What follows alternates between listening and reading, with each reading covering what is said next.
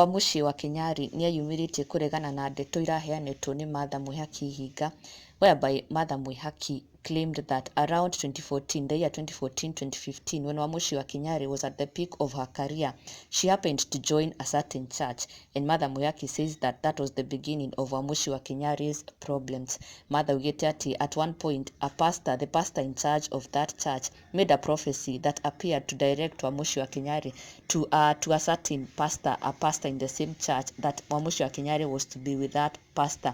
But Wamucii wa Kinyari aggressively turned this down. She did not want anything to do with that, and therefore she strongly rebuked it. But that did not seem to go too well with the reverend, and so in turn he got angry and decided to torture Wamucii wa Kinyari with maroho. And for about 4 years, Wamucii wa Kinyari was tortured by those evil spirits, to a point that Wamucii wa Kinyari allegedly sank into depression nginya career yake ikiana ta yathie thi. But luckily Lucy wa Njûru stepped in and delivered her in prayer and counsel. Well, that is Martha Mwihaki's version of the story. Immediately Wamucii wa Kinyari saw the post, she replied back to Martha Mwihaki akimwira atige kuhenania, and she wrote this: nyuma toro ni igodokira.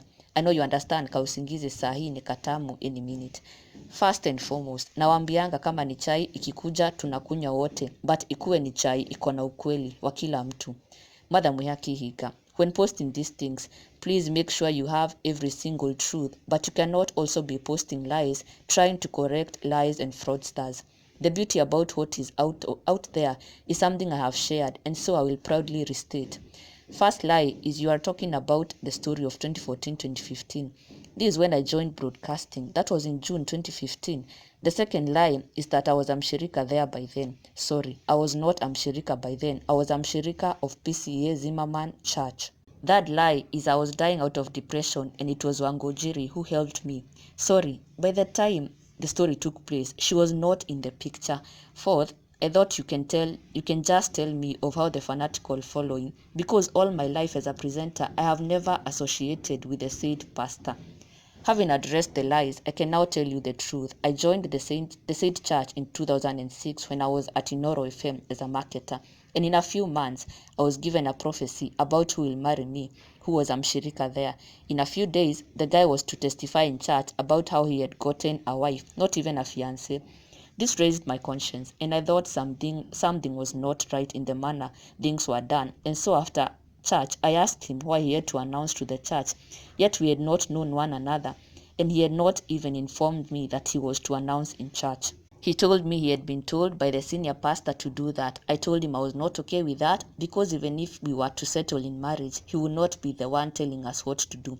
I am grateful to God because the relationship only lasted for 1 month with a lot of weird instructions from the suitor by then, and God gave me the grace to say no to him and to face the senior pastor and his fellow pastors, and I was firm on my no. The pastor told the brother he will get another wife, and I was told to stop spoiling for him.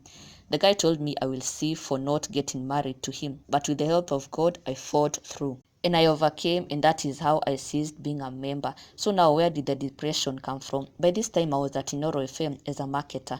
Kama ni chai, tukunywe chai ya ukweli. Jata yakwa ndikunikitwo ni mundu, and that is not my portion, and it will never be, in the mighty name of Jesus.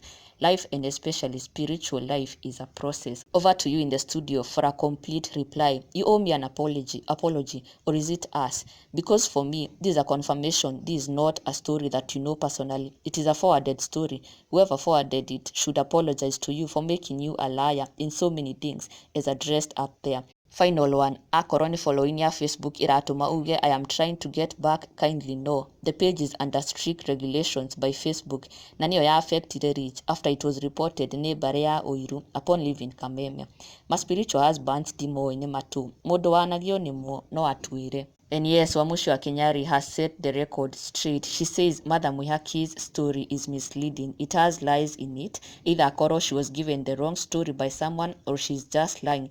And Wamucii wa Kinyari has even revealed that the reason why she started a completely new Facebook page is because her original page was put under strict regulations by Facebook when she left Kameme. Hena andu maripotire page yake neyo areta bare ya Oiru, and that is how she lost her Facebook page, and now she has to build back up with a new Facebook page. It has nothing to do with her trying to build back her career. Na nĩarĩkĩrĩirie na kuga Kedoi spiritual husbands nĩ ndũ. She was never at any point suffering from evil spirits kana spiritual husbands like Mother Mwihaki had alleged.